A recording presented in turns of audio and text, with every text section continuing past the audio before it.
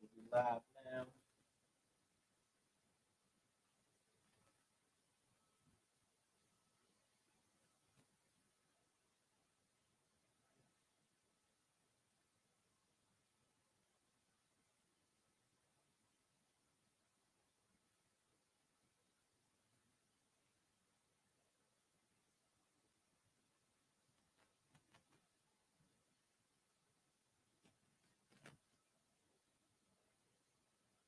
I don't know what happened to the Instagram thing. It was up.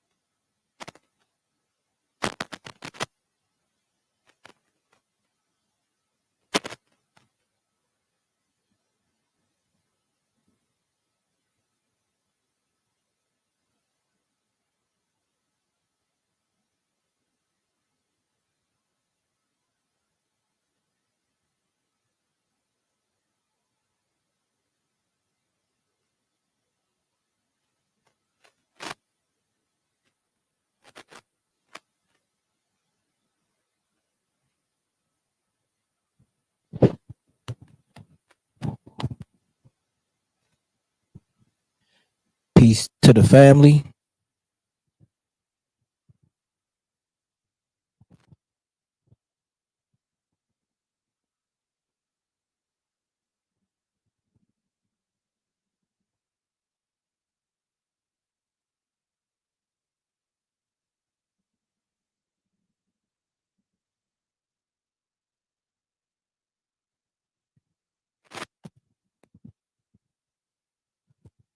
All right, peace to the family. Peace to the family through Facebook, uh, through Reality Speaks Media on YouTube. Thank y'all for joining us today. This is the first of lecture series that we start. But before I do that, coming for you with the mind state of liberation, coming from a long legacy of battle stars and freedom fighters, I acknowledge my duties to truth and justice as a Soul Virus Nation representative, and I'm a humble servant of my community. There's no elders, but ancestors may have permission to speak, so I'll speak. Thank you for joining us. We start this right here is the first kickoff of our mini lecture series, and I'm gonna tell you, it started right here in the barbershop, and it started with the speaker that we have coming before you today with Brother Dayvon Love, and he just basically brought it to me like, won't you do something, maybe a little smaller, I mean, maybe for local people, so what we do, what we've done, we've come here in the barber and boot camp. So we're in the barber and boot camp, and here we may just have very few people, that may come through, but it's basically for the YouTube and the Facebook audience to be able to join us. Reality Speaks, we've been with y'all for 29 years this year in October. 29 years we've been bringing many speakers to town. Anybody from Dr. Francis Cress Welsing to Sister Soldier to Dr. Newton, to Dick Gregory, Dr. Barshango, Del Jones, Dr. Khalid Muhammad, uh, Steve Coakley, uh, a host, Dr. Claude Anderson, Dr. James Smalls, Professor Smalls, who we have coming to town in the next 2 weeks. A host of other people that I just can't think of everybody that's off the top of my head, but we'll give you more of those people as we go. Put some on the chat. Now, what's going to happen is he's going to come. It's going to give you 20 to 30 minutes of a presentation about politics and power, how to obtain it in the community. What is politics? Because we don't really understand politics in our community. Although we say that we do, we really don't. We don't know how to change laws. We don't know how to, if a light is out in the street, Some of us don't even know how to go about that, how to get that light cut back on in the community, how to get on the boards in our community.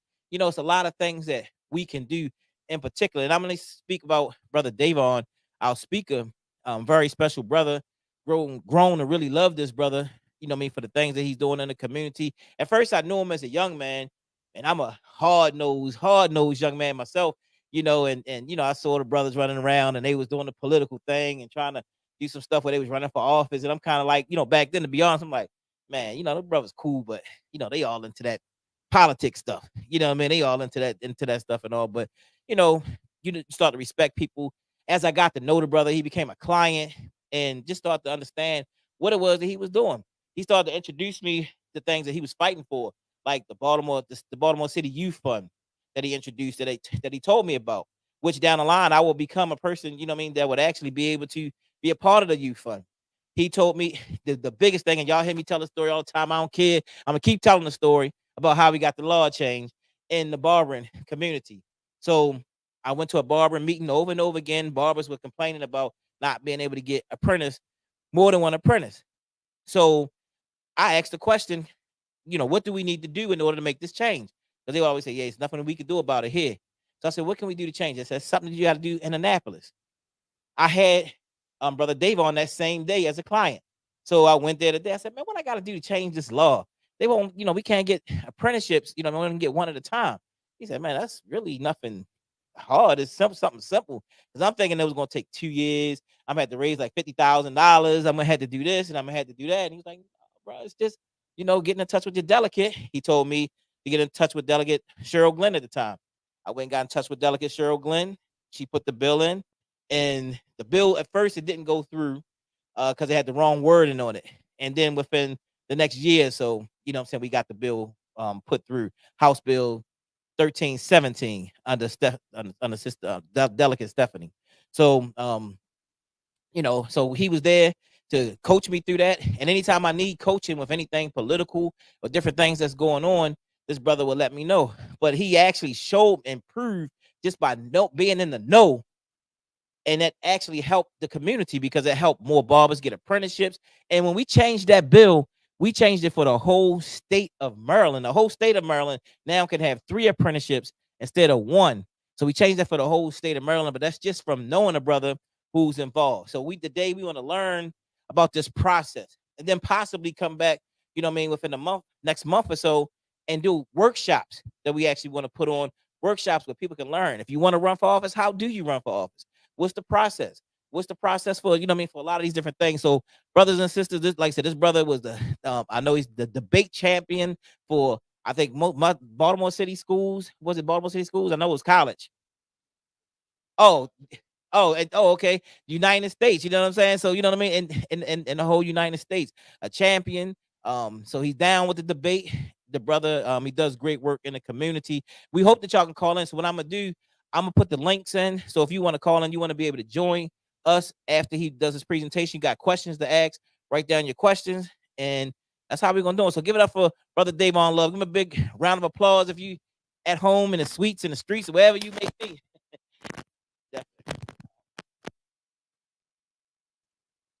All right.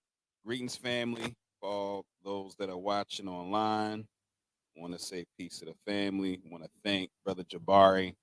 As Jabari mentioned, I've known him for a long time, watched him from afar, been to a lot of the Reality Speaks lectures over the years and learned greatly from them. And so it's a lot of mutual respect and all the work built on each other. So, one of the things I want to start with is really just the importance of, building community. We have a multifaceted, wide array of people in our community that contribute a lot of work. And everything I'm about to say about, LBS and the, Leaders of a Beautiful Struggle and the work that we do and to talk about politics, all of it is an extension of work that's been done before we got here, and hope that we leave something after we're finished to hand off to folks to build something even stronger. So as Jabari mentioned, this is a conversation him and I have been having for a while. And one of the things that in this particular context, in the context of Reality Speaks, again, as a person who's watched Reality Speaks over the years, and we think about the perspective, the kind of African center, Pan-Africanist, Black radical perspective that Reality Speaks has brought to the community for many years, the conversation about politics is a unique one because I think the way that many of us have been introduced to politics who have a radical political sensibility see politics primarily as a site of compromise, as a site of assimilation into the status quo, into the political mainstream. And so, so I want to start with that to really provide some perspective because, LB Leaders of a Beautiful Struggle, the organization I co-founded, and we've been in existence for a while now, since 2010. We operate from a very explicit, revolutionary, Pan-African nationalist perspective. Now, how we square that with politics? I want to start with we start with an understanding that and whether and there are a variety of scholars that make the point that I'm about to make. People of African descent are prisoners of war, right? The society is structured on our dehumanization. We're under no illusion that Black people are going to be able to sufficiently integrate into this society, right? We're of no illusion that America is anything but a settler colony, that this society is structured on the system of racism and white supremacy, imperialism, capitalism, colonialism. So we're real clear about that. And we understand that if we are, as a people, to be able to practice any kind of freedom, then we need to build the ecosystem of institutions that allow us to practice sovereignty and self-determination. So that is a perspective that we operate from. And we recognize, in addition to the fact that we live in a society structured on racism and white supremacy, that many of the images and narratives that are made most available to Black people and to this society at large, the narratives that we get that are made most available to us are narratives that focus on Black people primarily as objects of other people's thought experiments, as primarily objects of oppression, that there's a societal dehumanization of people of African descent. There's a way that many people who have not been exposed to narratives of people of African descent operating in arenas marked as high levels of civilization. So there's kind of this inherent position of subordination that people of African descent are in this very society. So that's a framework that we start with. And part of the problem is that many of us are taught that in this society, to the extent that there's been any progress for Black people, that progress has come as a result of petitioning white people to recognize our humanity. Right. So when you think about politics and you think about many advocacy campaigns that you see, many of them are about how to get the power structure, white folks in general, to better see our humanity. You get some of that with the emergence, I would say, over the past 10 years, around 10 to 15 years, around conversations of police brutality, right? Where you see these images of Black people being killed by police, being brutalized. And I think there's a way that people see that as making white people more aware of the suffering that Black people face. Police brutality is something that Black people have known about for years. But because it's on, now it's on camera, because of the camera phone, there's a way that people, I think, mistakenly believe that the exposure of certain forms of violence that Black people have known about for a while to predominantly white audiences is some kind of progress. And I think there are many people now who will recognize that, in fact, there hasn't been much progress as a result of people seeing that kind of violence. And I'm gonna come back to that, but I want to talk specifically about politics. And I'm gonna quote Mao Zedong, and it's kind of a rough kind of paraphrasing. But politics is warfare. Warfare is politics that's spilled out of the back room. So in many ways, they are one in the same. Politics is a battlefield where the contestation over resources and structuring the rules that govern this society. That is what politics is about. And the reason that framework is extremely important is because if you, again, from that revolutionary Pan-African nationalist perspective, if we understand that sovereignty is the ultimate goal, then we're not engaging politics from the perspective of wanting to, in an acceptable way, endear ourselves to the power structure. We have to think about it as warfare. We have to think about it as a site, as a battle or contesting for power.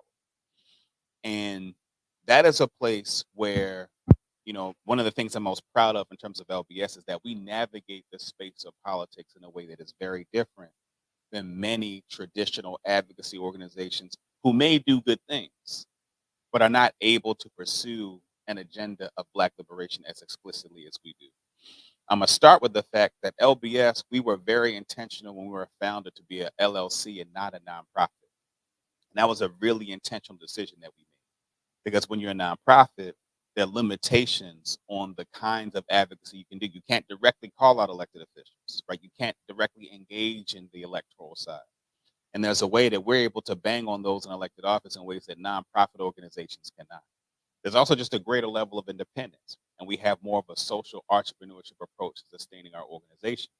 So we're not grant dependent. We're not dependent on philanthropy. We're not dependent on rich donors, right? And so that's a really important aspect of our advocacy, because in many ways, the kind of built-in aspect of our business model is the fact that we have over 400 people that sustain our organization. In addition to like fee for service work we do, that's work that we do on our own terms. These are contracts. These aren't, major donors that are giving us large sums of dollars to do the work that we do. And that's really important for a political organization, because there's a level we can speak more unapologetically on issues in City Hall, in the Maryland General Assembly, in ways that other organizations that may see themselves as similarly positioned, we're able to speak more unapologetically than many of them are able to. So why is that important in talking about and breaking down politics? Because politics, there are three things that for me are what is engaging in politics. Now, a lot of things are political, right? So everything is imbued with politics. But in terms of engaging in the arena of politics where you're contesting for power, I argue that there are three central things that determine whether you're on the battlefield of politics. And that is whether you are impacting the distribution of resources, whether you're impacting government policy, or building independent Black institutions, right? So those for me are the three things that if you're engaged in that, you're engaged in the political arena. And when you're engaged in that warfare with this society, there are a bunch of mechanisms, there are a bunch of different structures to engage in order to be able to address the concerns of a person that's engaged in that work. Now, I'm gonna go back to one of the things I said at the beginning. Many of those that are Black nationalists, Pan-African nationalists, may think to yourself, I want nothing to do with the system, right? And so engaging politics is engaging the system. But one of the things that, news that I got to break to you is, if you are going to the grocery store, if you're driving a car, if you're using the internet, you in the system, right? So it's not a question of whether or not to engage the system at all. By very virtue of using the very mechanisms that allow you to traverse civil society, you are in the system. The question is how you engage the larger systems around you. That is the question. And you can engage the larger systems around you from a perspective of wanting to be dependent on the benevolence of people outside of our community, or we can navigate these systems from a perspective of sovereignty and self-determination. So if you navigate it from that latter perspective, then a part of what that means is that you have to be knowledgeable about all these different systems, because these systems, for instance, are giving our tax dollars to developers, giving our tax dollars to major corporations, right? So money that we pay when you go to the store and you have you pay taxes on whatever you bought, or if you have a house, you pay pay taxes on your house, on your mortgage, you pay taxes on all the purchases that you make. You're paying taxes, and those resources, public resources, have traditionally in America have been one of the greatest starting places for major companies to get contracts. So public dollars have been used as a way for those who have money to accumulate wealth. And many of the wealthiest people, in the world understand the importance of paying attention to politics, because they understand that if they can control the process, if they have control over the structure, that helps them in their fight to try to accumulate more resources and wealth. And so that's why politics is extremely important, because navigating those different systems allow you the ability to impact those arenas that I mentioned earlier. So that's extremely important in thinking about navigating these larger systems. I'm going to give a couple of examples of the importance of that from a radical political perspective, right? So, for instance, one of the things, and I've talked to Jabari about this, one of the things when you talk about local politics, and I want to, today I'm going to emphasize local politics. One of the things I've talked to Jabari about is that the state legislature gives out capital bond bills, right? So these are ways in which the state contributes to providing money for buildings, for capital projects. And those are things that the legislators decide. They decide who they give those resources to. Well, part of the challenge is that many folks in our community don't know that that opportunity exists, right? And those who are proximate to power will use those resources that our tax dollars pay for to be able to use those for their institutions, right? So again, from a radical black perspective, you don't gotta believe in America, right? You don't gotta believe in the system. But if you're operating a building and you want to provide a service to the community, utilizing that particular process of bond bills that the state gives out every year for people to build buildings, right? For people to use for buildings is something that our community should use. When we don't use it, we cede it to our enemies to be able to use those resources the way that they would like to use those resources. And so, for instance, one of the projects that Leaders of a Beautiful Struggle has worked on, one of the things we helped to develop was the Pennsylvania Avenue Black Arts and Entertainment District, and we're actually working on a project where we're working on building a building, right? And so one of the things that we're going to use to engage that is the public process, right, of using the capital bond. So again, that's just one example of thinking about the use of a process of a structure that most people don't even know about. It's not something you learn in school, right? It's not something you hear about, very widely, but it's something that those who understand the process are able to utilize. And as a revolutionary Pan African nationalist, if we're trying to build institutions, that is a helpful resource in the building of the kind of institutions we need in our community. And that's not something you don't have to pledge no allegiance to this settler colony. You live in this city or in this state. You have a right to be able to get your legislator and pressure them to be able to deliver those kinds of resources to our communities. Again, small in some ways, but an important levers to be able to use to distribute resources to our community. So that's one example. The other example that I want to use, and this is a little bit more extended, um, and I'll probably wrap up on this particular example. One of the things that if you're familiar at all with places like Baltimore, around the country, the phenomena of mass incarceration, the weaponization of the criminal justice system against our community. And one of the things that we're seeing is even though that there's actually been a lot of progress made, a lot of organizations have pressed legislatures and local governments to pull back on some of the policies that led to mass incarceration. We're in a moment now where there's a attempt to swing the pendulum back in the more conservative, tough on crime perspective. And so one of the things that has been happening in Baltimore and around the country, um, for instance, like Sinclair Broadcasting, Fox 45, they have been successful, unfortunately, in perpetuating a narrative of this idea that there's been this, huge surge in youth crime, right, around the city. Now, what's interesting is when you look at the data, it's not a tremendous surge, right? The incidences of 10 to 13-year-olds or young people engaged in these kind of crimes is minuscule compared to the overwhelming majority of our young people. But it's a story that's running on Fox 45 every day, constantly. And it ran constantly back in 2023, and it led to the legislature in this Maryland General Assembly. It led to the state elected officials and leadership in particular putting forward a bill, a juvenile justice bill that essentially would shrink the capacity or shrink the ability to divert young people that are better off served outside of incarceration. Because really, when we want to fight mass incarceration, if there's some people that are really harming the community, it makes sense they need to be away from the community. But there are lots of young people that would be better served not even touching the criminal justice system if there was some early intervention, some diversion. And so what the Maryland General Assembly has done has extremely contracted the capacity for diversion in the legislation they wants to put forward.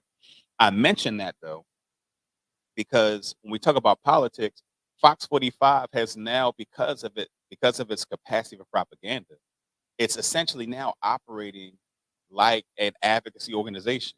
Like Fox 45 is now making decisions about the politics in this state, right? And so, so the very fact that we have a juvenile justice bill that's essentially trying to be more punitive on our young people, that's because Fox 45 is using the mechanisms of the government to advance their agenda. And we've actually spent this entire Maryland General Assembly, the state government in Maryland works as 90 days, January to April. I'm there, several days a week. And I've had to spend a lot of time over the past, couple of months trying to fight against this bill and weaken it so it doesn't have that kind of mass incarceration impact. And Fox 45 is doing that even in other contexts. Fox 45 is now in Sinclair Broadcasting is now because of David Smith, who's, very, very wealthy. He's been able to use his money to pay to get signatures for ballot initiatives. So one of the ways that the government works is if you can register for a ballot initiative to change a certain policy, if you get enough signatures, it's on the ballot so that when you go to vote, in November, and if you vote, you'll see that there are these different ballot questions that they'll ask about policies that most people don't know much about. Like most people who go vote, you may vote for a candidate and then you have all these questions. And most people just vote yes for the questions. But one of the things that is going to be on the ballot in November is to shrink the size of the Baltimore City Council from 15 to 8 members. The reason that comes from David Smith, the owner of Fox 45 and Sinclair Broadcasting. The reason that that's important is because if you shrink the number of members of the city council, you're essentially shrinking Black political representation. Because if you have less districts, it creates more possibility to have white people being the representatives in those districts, which means that a wealthy person like David Smith has more ability to be able to impact the policy of the Baltimore City Council.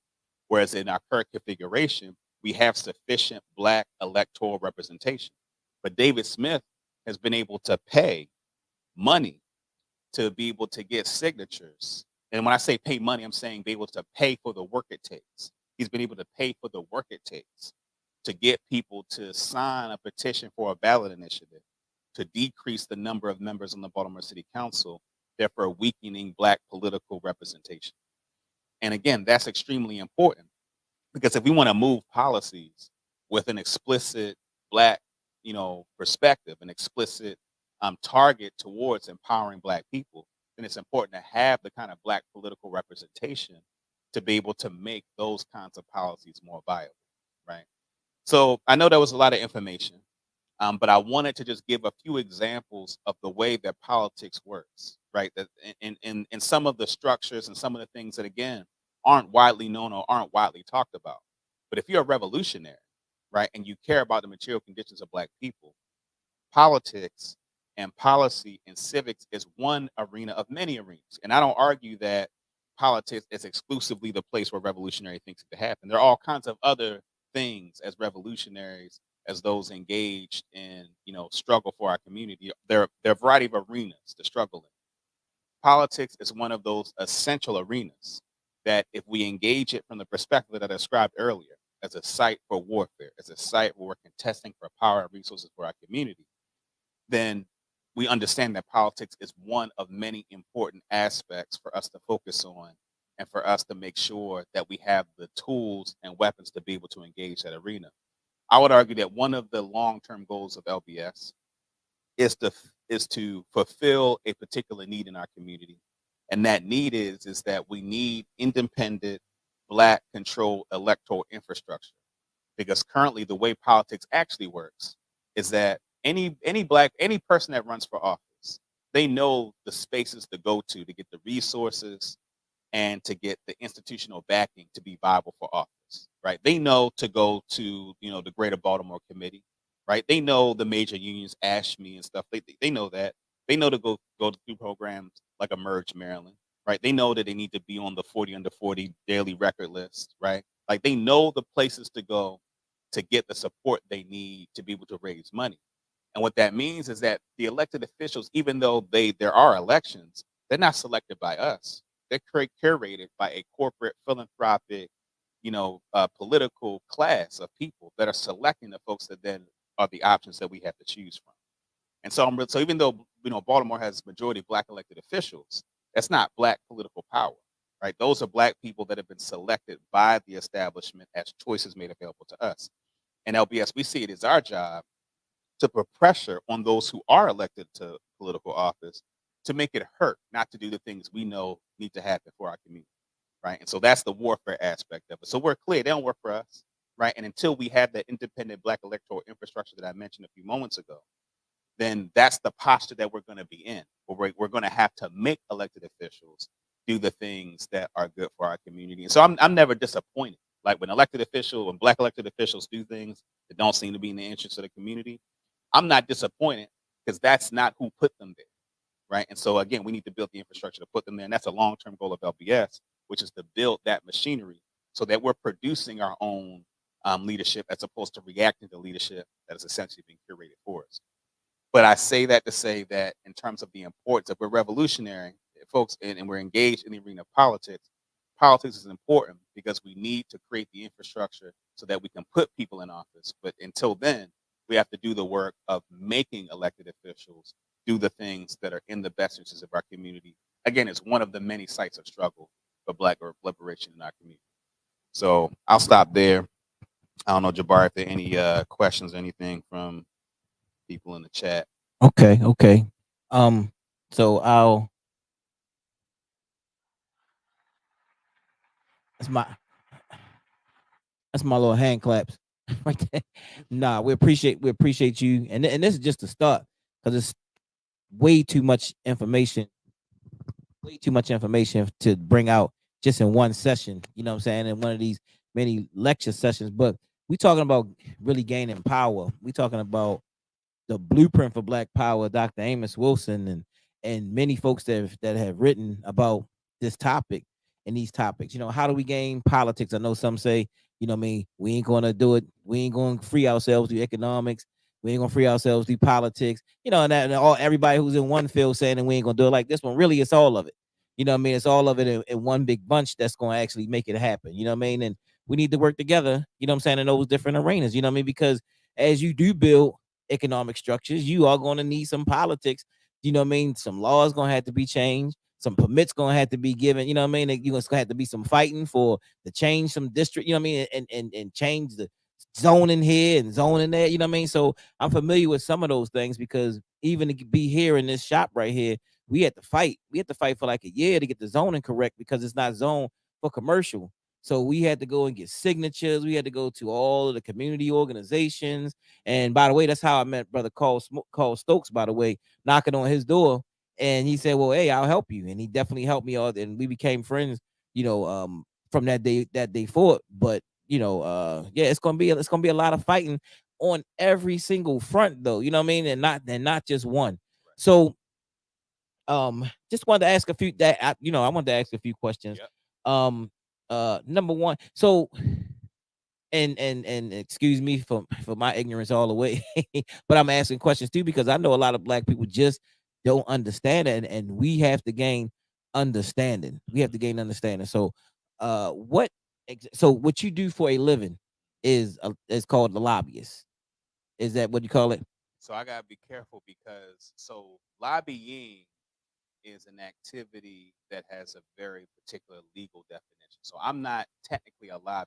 Okay. So let me explain what that is. So a Okay. lobbyist, essentially, their job, they are paid to engage government on behalf of a client of a company, right? So let's say like Comcast, Okay. right? And I don't have an in-house legislative person, right? Or maybe I do, Okay. but then I'll hire a company. So if I had a lobbying firm, I may hire a firm, and that firm's job is if I need legislation passed. If I let's say, Oh. they only allow me to do a certain level of streaming, and I want to go into a different area, and that's a government thing, then what happens is that I'll hire a firm and that they'll do it. Right. The reason why I got to be careful is I'm not a lobbyist in the sense that we don't have clients. Okay. In many ways, our client is the community. It's Black people. You Okay. get what I'm saying? And Okay. so now I do work that a lobbyist would do. Right? Okay. I do the some of the work I do is the kind of work that you might pay a lobbyist to do.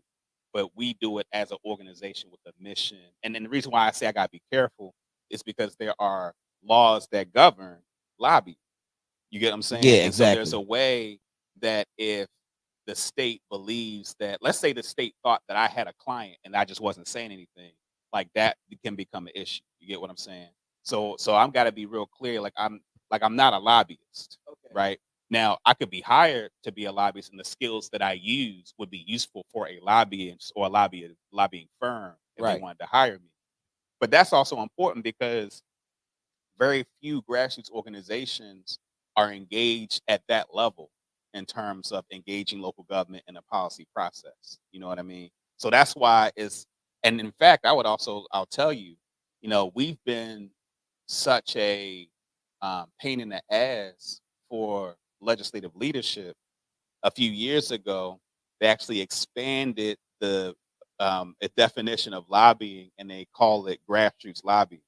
So we had to actually look at the new rules they created to make sure that we didn't fall under any of those rules. Right. We were clear, and this is my theory. I can't prove it, but it's my belief that that was an attempt to try to get at us. That was an attempt to try to make it so that we had to disclose a bunch of our information, Right. so that folks could find out stuff about what we do to find ways to attack us. Right. So again, so that's a good question, and I wanted to expand on all that just to give people an insight into, like, even the technicalities around, like, being a lobbyist, what it means, some of the things you got to be careful about, and some of the ways that the establishment has tried to weaponize those rules against us. We just have been smart enough to make sure that we don't break any of them rules. But we understand that like I said, I'm not a lobbyist, but I do lobbying. I do work that a lobbyist would do, but our client is Black people, so to speak. Should there be more Black people um becoming lobbyists, per se? I mean, and fight, like, how I mean, because y'all, I guess on the off season, y'all study. Now, how do you get into studying, like, what new laws people are fighting for? Like, is there, like, what I mean, like, y'all probably, do they put those forth, like, all during the year before they go into session, and y'all kind of study, and before you hop on and say what bill that y'all actually going to fight, or rally for? How do y'all come up with? So I'm gonna answer your first question first. So should more Black people become lobbyists? Yeah. I'll say yes and no. And here's what I mean by that. Lobbyists get paid a lot of money, Okay. and the highest paid lobbyists work for corporations. Right. So part of the problem we have in America is that corporations are able to pay lobbyists in the direction against our community. Right. You know what I'm saying? So there are, in fact, some of the most well-paid lobbyists that I know in Annapolis are Black. Right. And I actually had one of those folks who runs a major lobbying firm kind of jokingly try to hire me. Right. You know what I'm saying? Right. And so and it would be a lot of money. You know what Mm-hmm. I'm saying? So I would say, now the reason why I say so no, in terms of more Black people being lobbyists, So they actually mostly they mostly argue for the company to get, what I mean, exactly for things, most of the time. right. And they're Okay. arguing for things that they're not arguing for Black people most of the time. Right. Right. It's Right. usually like oil companies or major corporations that want a tax break, you know what I'm saying, stuff like that. Those lobbyists tend to be, that's because the corporations have a lot of the money. The most high power lobbyists, they're the ones that usually on the wrong side of stuff. So what do you call those who argue? I mean, are they still lobbyists who argue against some of the policies, that new laws and stuff that they're trying to bring down? What do you call those people? Just citizens that's coming, what I mean, to fight, or. So this is what I was going to say, is that because I do think Black people need to be more engaged civically Right. and do some of the activities that lobbyists do and know the process. Okay. You know what I'm saying? So we need, for instance, it would be good. Like if LBS had, millions of dollars, one of the things we would want to do is have people at every committee hearing, right? Hearing what the testimony is on the different bills that come before the legislature, all the subcommittee hearings, all of the kind of off-session convenings that the legislature does. And so I think it's important, I think, for Black people to be more civically engaged, because a lot of the stuff that moves, a lot of it moves because people just don't know the process, right? So you got people that are able to get major things, money, certain policies, just because most people don't know. And a part of, the story you told in the beginning about the barbering bill. See, what I knew is that the they don't care about that. They're not going to fight you on that. Right. Right. So if you come with a good argument and a good perspective, when you brought it to me, I'm like, oh, that's going to something they're going to want to claim that. Right. So So that's why when you said it to me, I was like, oh, that's not going to be a problem. Right. Easy You know what I'm work. saying? Nobody's going to pay. They're not going to pay attention to that enough for that to be a big issue. You know what I'm saying? Right. So some Right. of it is just like people don't even. They just don't know. They just don't know where to go to be able to make an impact. So there's that. To your question about um like how do I like knowing how things work, like the off session stuff. I liken it to sports in the sense that, like, you know how sports there's a certain cadence, right? Like, you know, if you into like the NFL, you know to go to the combine. You know what I'm saying? You know to go to, you know, the Pro Bowl. You know which colleges are the major colleges people recruit from. So if you're an NFL scout, you go on to Michigan, you go on to Alabama, you go on to Ole Miss, you go on to Clinton, like you know where to go. And so part of it for politics in terms of the skill is you got to know, you have to have a sense of like where are the things happening at, like where do people meet at, right? So for instance, like I know that, you know, there are certain galas, for instance, that most elected officials go to. The only reason the LBS really goes to galas, aside from like if their community, like if you do a gala, we're gonna come to it, right? But besides stuff like that, Yeah. the only reason we go to galas is to run down on people because we know that's where they're gonna be. We know that's where elected officials are. Right. You know what I'm saying? So Right. that's so we know, and from there and conversations there, we hear about like what legislation are folks thinking about. You know what I'm saying? There's a conference on the Eastern Shore in the summertime called MACO, Maryland Association of Counties. We've gone for the past 3 years in a row. It's, you know, it's a 2.5 hour drive. It's essentially like spring break for elected officials. You know what I'm saying? But we go because that's a part of where we find out, you know, what bills are coming down the pike. What are the conversations about?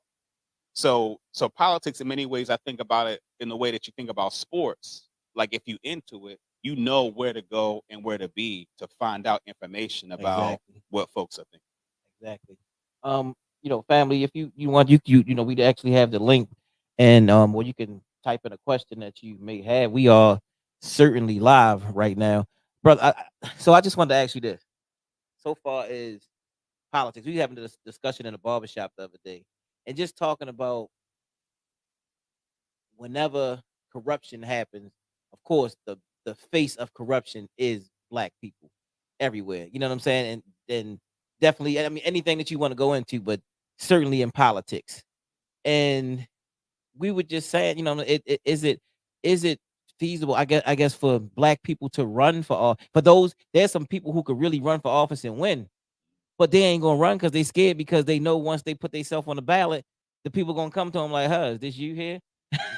Or did you do this right here? And that, and did you do, what I mean? And keep us away, I guess, from politics because of, moral code, what I mean, and how they would jam you up, what I mean, because they try to be able to control mostly everybody that come in that can actually be able to do something. So I guess, can we really get into politics? I mean, like, let me ask you something. When you get into politics, what I mean, like, for the most part, because I hear like, even Sister Delicate Glenn, what I mean, I saw where she said she's gonna be doing a podcast and basically talk about how she was set up, what I mean, and what I mean, in the midst of it. Now I don't know how true or whatever that is or whatever, but I'm just saying, what I mean, there's a lot of people who say that they got set up, what I'm saying, in the midst of the whole thing with the politics, and Mhm. they come with bribery and stuff like that. So how easy, I mean, for us to get into politics when we know that we facing so much, when you want to get into help, but ain't nobody perfect, ain't nobody no angels. Right. So once you get in there, anything that you ever did and you ever touched, somebody gonna look into, because they gonna want you to chill out. Yeah. So Yeah. what?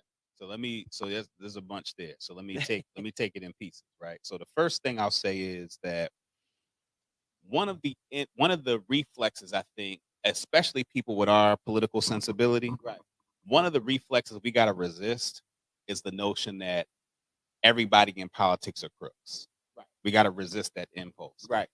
And the reason I'm saying that is because most of our people have been socialized with a theory of change that's aligned with the status quo, right? They've been socialized in these institutions where they believe in this, they believe in America, they believe in the mythology, right? And I would argue that most of the elected officials that I engage, many of them actually, I believe, want to do good, right? They just, they haven't read Dr. Clark and Dr. Ben and, I mean, Marimba Ani. They haven't been exposed to that, right? Right. So that's the first thing. And the reason why I start with that, particularly with this audience, It's because I think when you write people off that way, it keeps us from really understanding what's actually happening.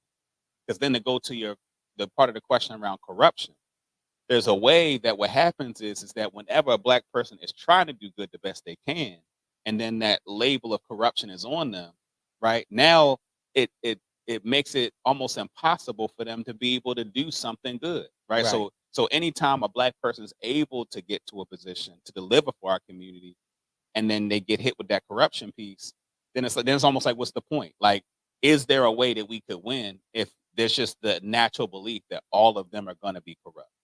Now, what I said earlier in my talk around the fact that most of them don't work for us. Right. Most of them got what they got not because they built within our community, but because they went to the places where they know elected officials go to get money, and then that's how they're able to get a platform, and that's how we vote for them, right?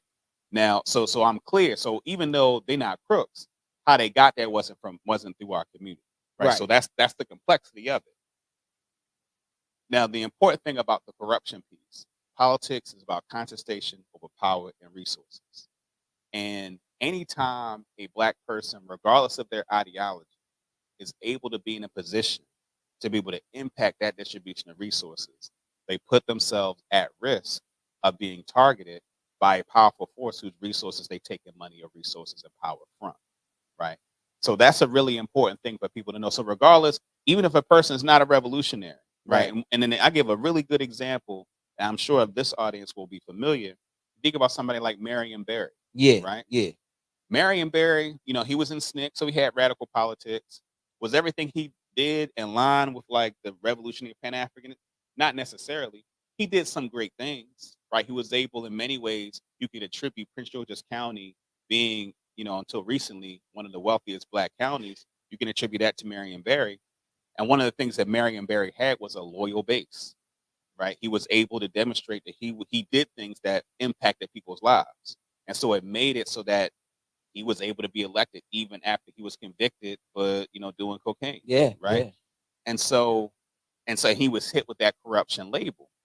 But the thing about Marion Barry is that, again, he delivered for his constituents, right? And so I use that example to say that regardless of ideology, we got to know that when a black person who has decided that they want to take a stand for our community is in many respects going to be targeted, even in moments when they may be complicit with the white power structure, right? They're going to be more vulnerable to attack. You combine that with the fact that a lot of black elected officials don't have a lot of money. There's this perception that people have that elected officials they have money. And as a person who has now worked very up close with a lot of elected officials, a lot of them be broke. And a lot of them, the job of an elected official is how they make a living. Right.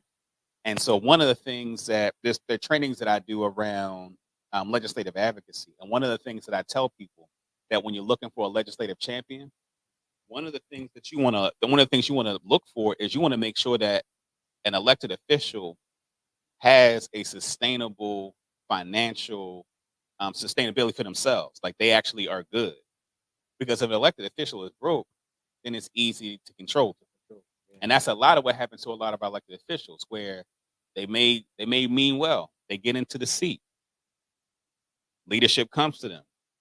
Will run somebody against you.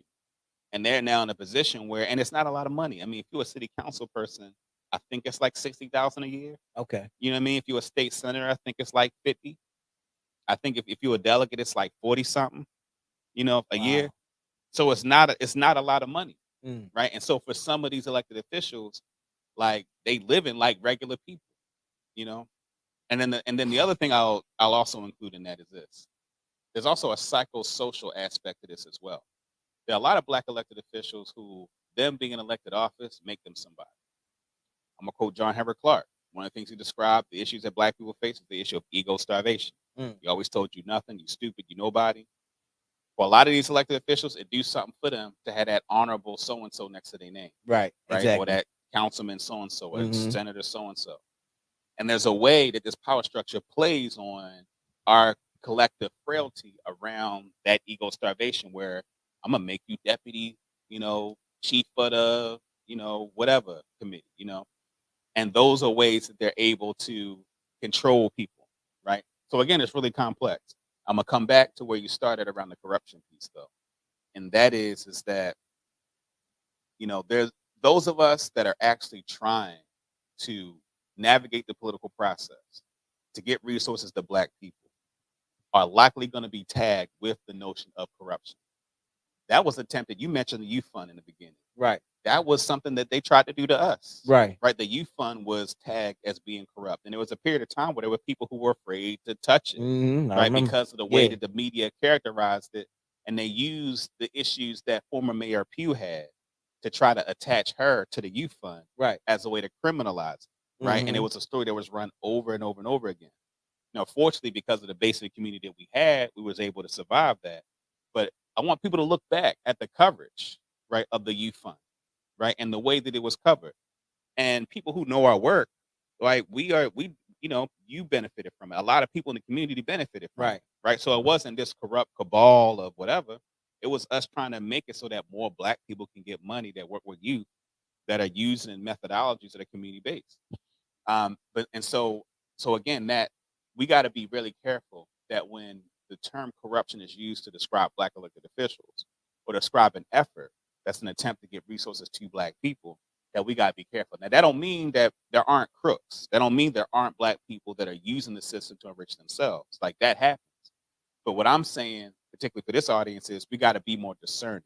Like Right. we gotta do more investigation before we quickly call something that is told to us as corruption. We got to be more careful when we go along with that. Yeah, because I mean, they use the media. I mean, whenever they put something out, we fall for it every time. We fall for the trap every time. I mean, I guess in while we talking about, what do you think about the whole thing with the Fanny and the Oh man. I mean, I mean, and I'm only asking, what I mean, because I don't know the whole story. You know what I'm saying? I know the basic of the story, but it just seemed like to me, I mean, of course, Trump is the big man, you know what I'm saying? And of course, oh, she's going to prosecute. Go look and go see what we can find, and then as soon as they can, these people got big people in high places, and they go looking, and then again, the person would be made to be looked as a very corrupt person when they ain't doing no different. Not to say that, what I mean, what people do is right, you know what I'm saying, or whatever, or what she did was right. But you'll be out there hung dry and looking like you the worst person who ever lived on the face of the earth. And the sad thing is that most Black people would join in. You know what I mean? Look at her, look at her. And that your plate ain't clean yourself, but everybody sit there laughing and grinning and skinning and all those different things. So what do you think about that whole process? All I think about it is it really shouldn't be a story. Right, It's unfortunate that's a story. It right, distracts from, right, and I'm not anybody who knows me, in my work, one of the biggest critics of the Democratic Party, but this is clearly, the Democrats, their best case against Trump is this case. right, You know what I'm saying? And so it's just it's sad that, you know, the personal life of this sister has become the story instead of Donald Trump trying to steal the election from and trying to get find votes in Georgia to flip Georgia.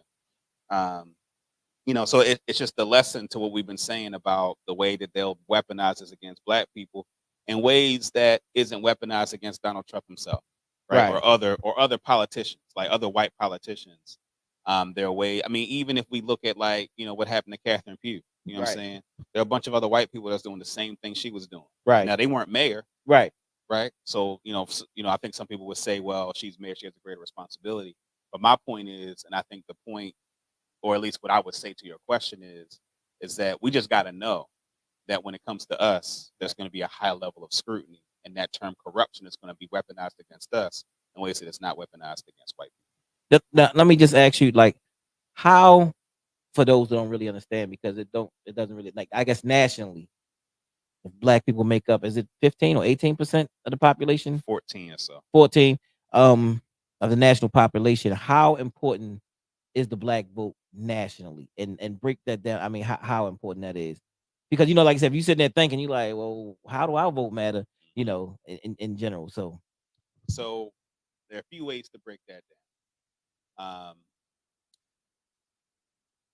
And so there's national. I'm gonna start with local and then talk about national. Um, there are several states that have sizable black populations. Maryland has 30% black people. I think Virginia is at about 20. South Carolina is around 20. Um, Georgia is approach. I think it's around 30 or so. Mississippi is like 36.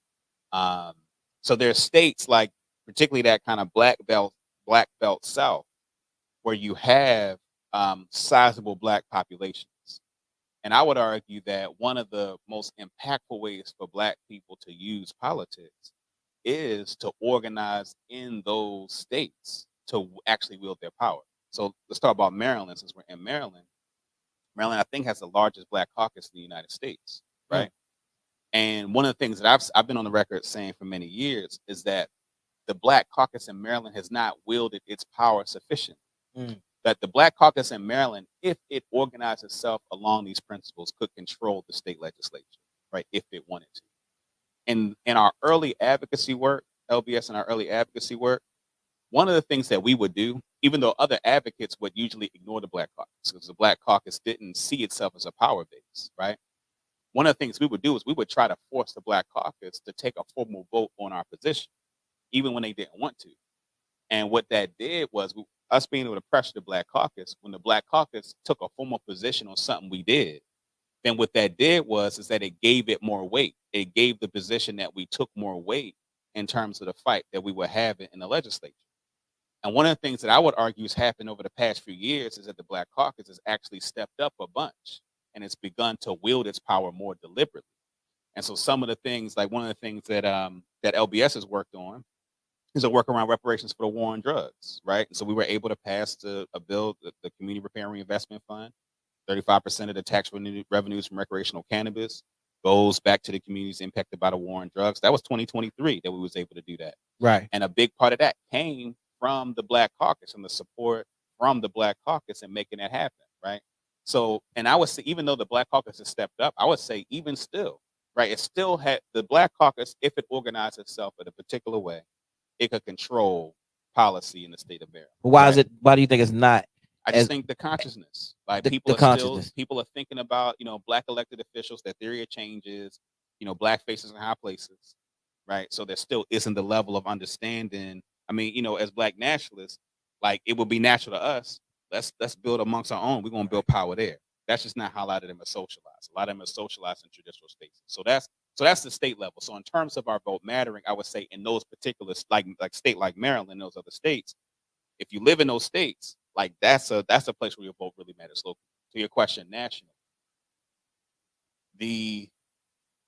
particularly the presidential election, there are really only a few states that matter. So the electoral college, right? So each state, they vote, and then each state has a certain amount of electoral college votes. Certain states are pretty reliably Democrat or pretty reliably Republican. Maryland is a state that is overwhelmingly Democrat, right? So if, like, for instance, one of the things that LBS does, we tell people, like in Maryland, don't vote for Democrats, vote for a Green, vote for a third party as a way to pressure the Democrats, right? Because there's a way that our vote in the presidential cycle don't matter because Maryland is going to go so overwhelmingly Democrat. Right. There are only a few states that actually matter. There are only a few states. Those states include states like Pennsylvania, Michigan, Wisconsin, North Carolina. Georgia is now recently flipped, so Georgia's big, and Georgia is actually a good example of black people enhancing its electoral power, and so the Democrats was able to flip Georgia. Arizona was also flipped, so now Arizona is a swing state, right? Florida, even though it's becoming more reliably Republican. Ohio, even though it's become more reliably Republican. But I say that to say that those swing states are the states where the election actually matters. Okay. Right. And one of the things that I've said, I haven't actually said this a whole bunch on camera, but I'll say this here.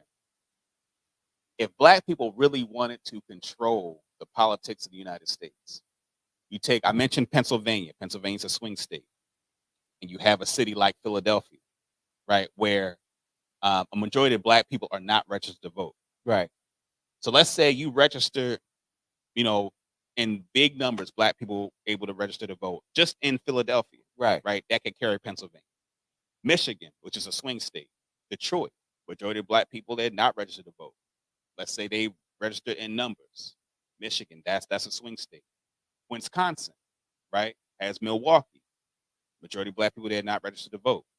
Let's say you're able to get those in mass numbers, right? You take just those three states and those cities that are heavily black.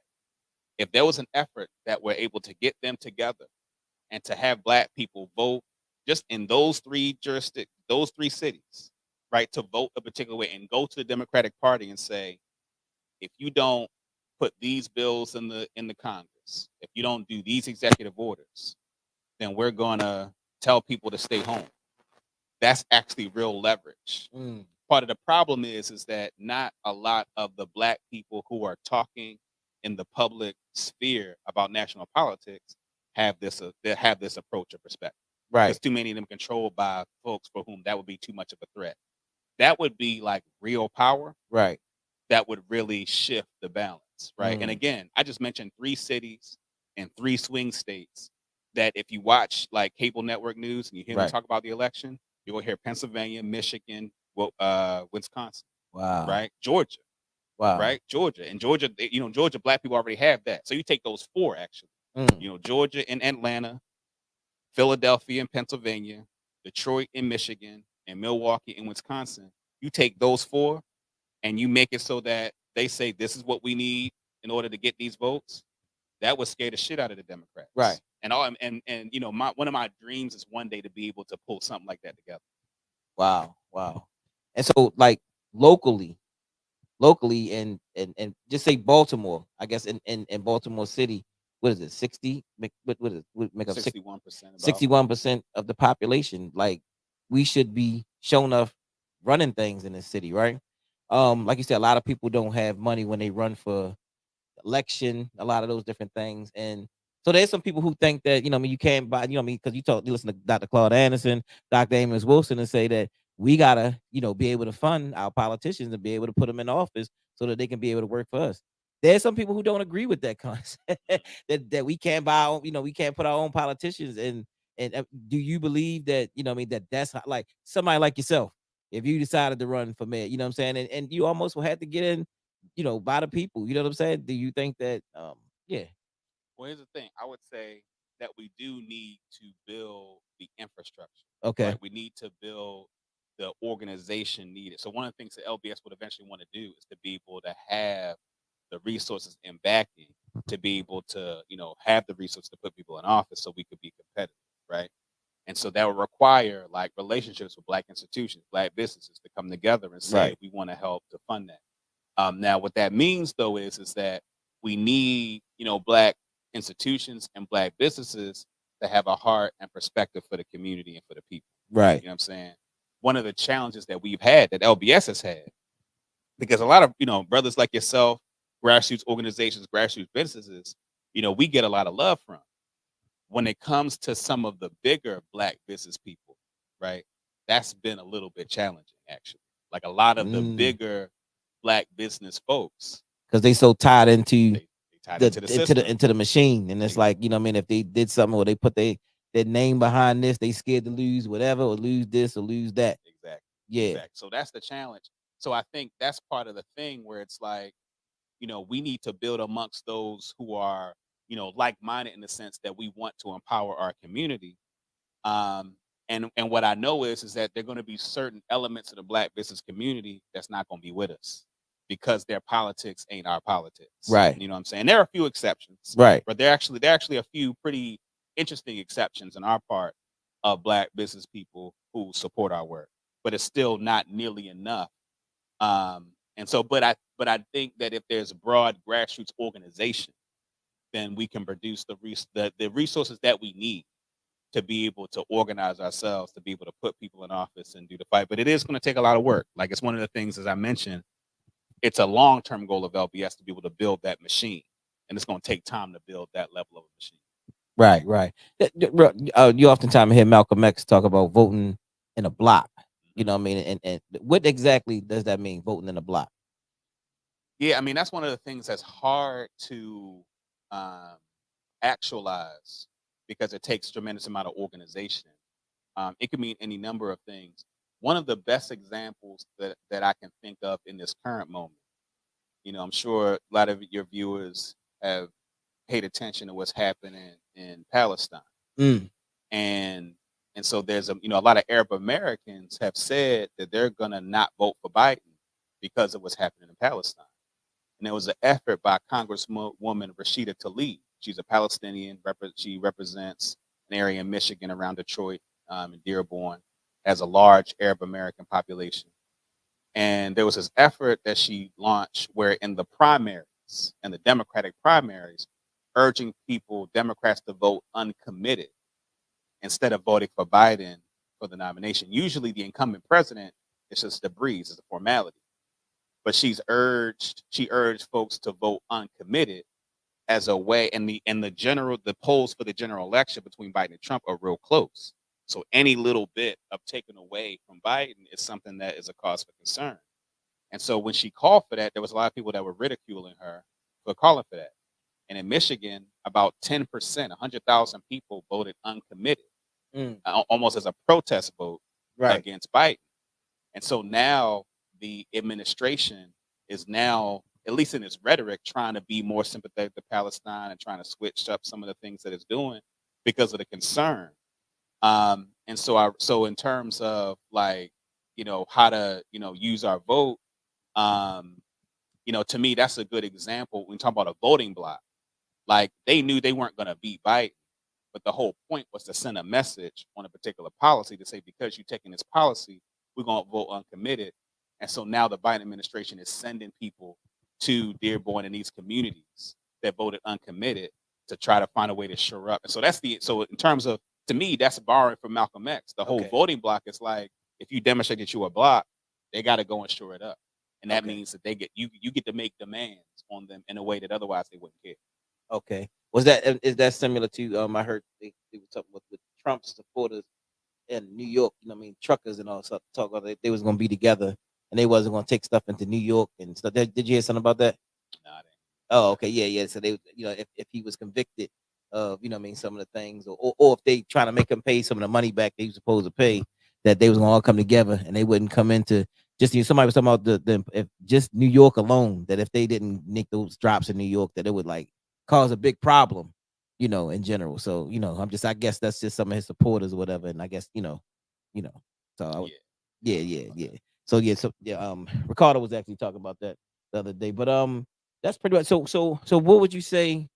How do we, because we way behind, well, in so many different ways, not just politically, but where do we start? You know what I'm saying? To like to start to open the eyes. I know some of it is joining community. Yeah, I mean, just people getting with their community associations in general. You'd be surprised of the things that you can get done in a community association because my mother was a part of hers in Berea, and just the things they was able to do, like getting new trash cans, getting lights on, getting lights put in certain places, and just different things that you just don't think that you have the power to do, that you actually been on those committees, you got the power to do. You know what I mean? Whether it's more policing in that area or more neighborhood watch or whatever, so what do you urge us, where do you urge people to start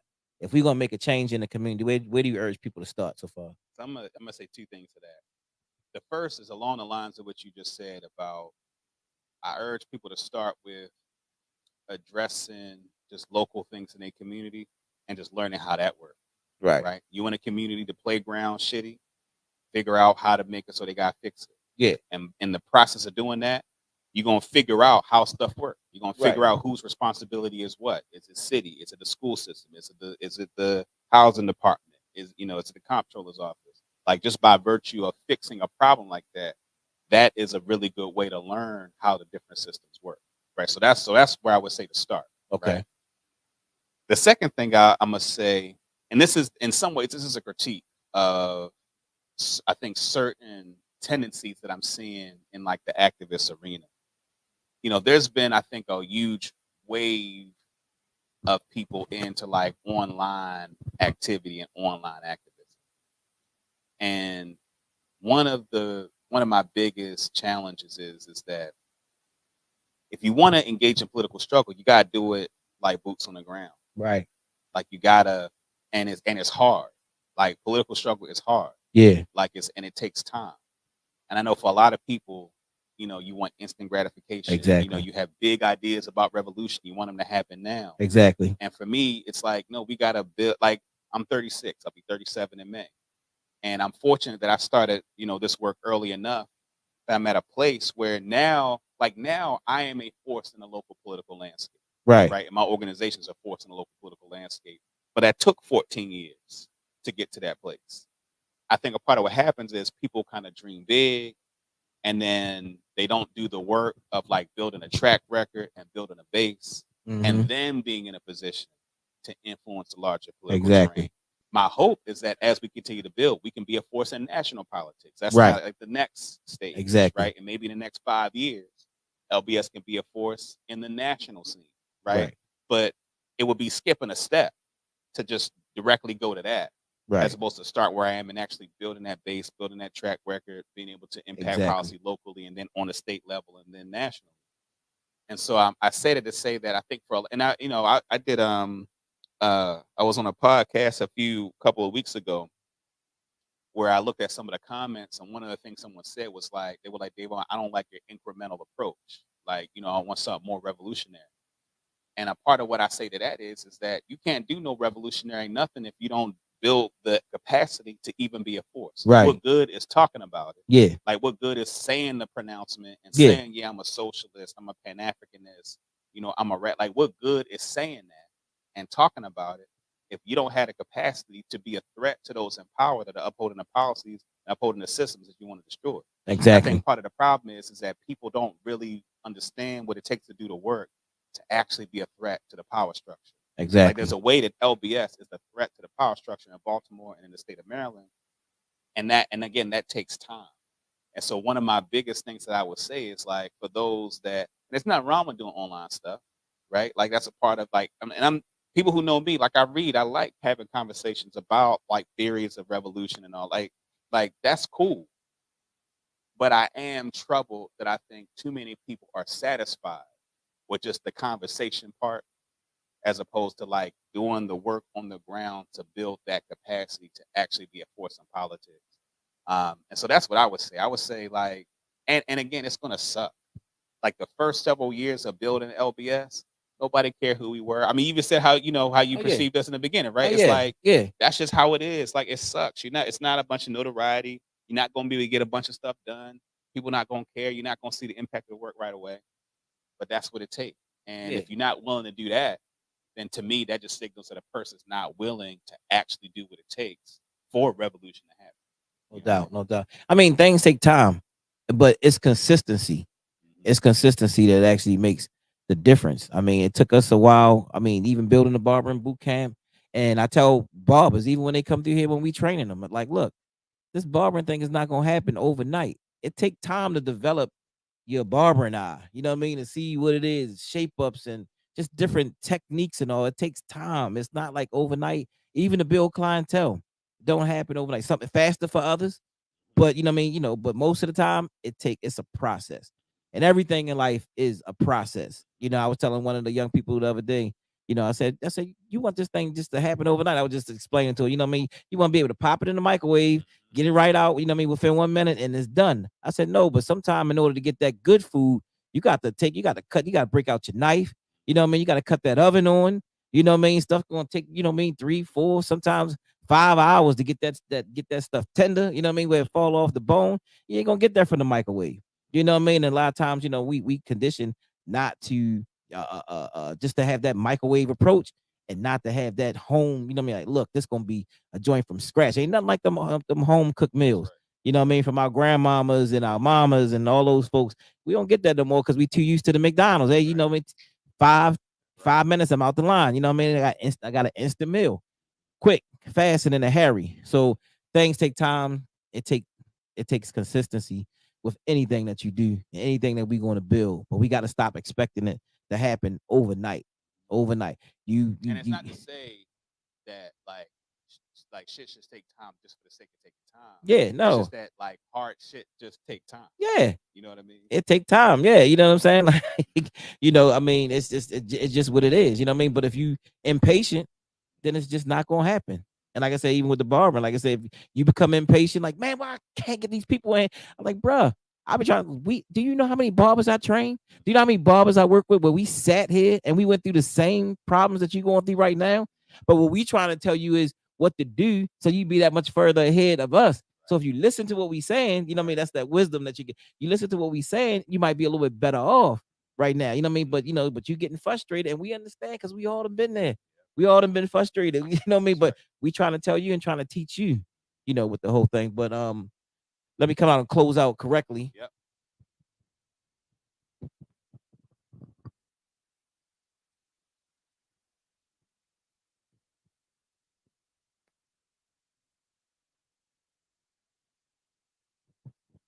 All right. We thank you for Brother Dayvon for coming out, spreading some knowledge and information. So look out for workshops that's going to be coming up, and he'll be coming back here for more and more topics and different things because we got a lot to learn, and we're gonna be bringing people through the community. We're gonna be bringing people through the internet, national leaders and all. But reality speaks. Information plus Black power breaks the chains, and we appreciate the knowledge. I mean, there's a lot that I need to learn, that I need to know. Just in general, you're always gonna be learning in general. But we appreciate this guy. He said he's gonna be 37 years old, young man. Because this year I'm gonna be 49 years old myself. So we're gonna be doing this every Wednesday at 7 o'clock with Reality Speaks and constantly continue. So hit the like button, like the YouTube channel. We only like I think about 4 subscribers away from 8,000 subscribers. So when we get off of here, by the time y'all watch this again, we expect to be over 8,000 subscribers. Help us build. We do have Brother James Small coming on March the 17th from 1 to 4. So we'll put more information out about that. But we appreciate y'all for joining us. I think we got a lot of information. It's a lot more to come. We thank you and we say peace until we see you next time. Give it up again for Brother Dayvon Love. Thank you.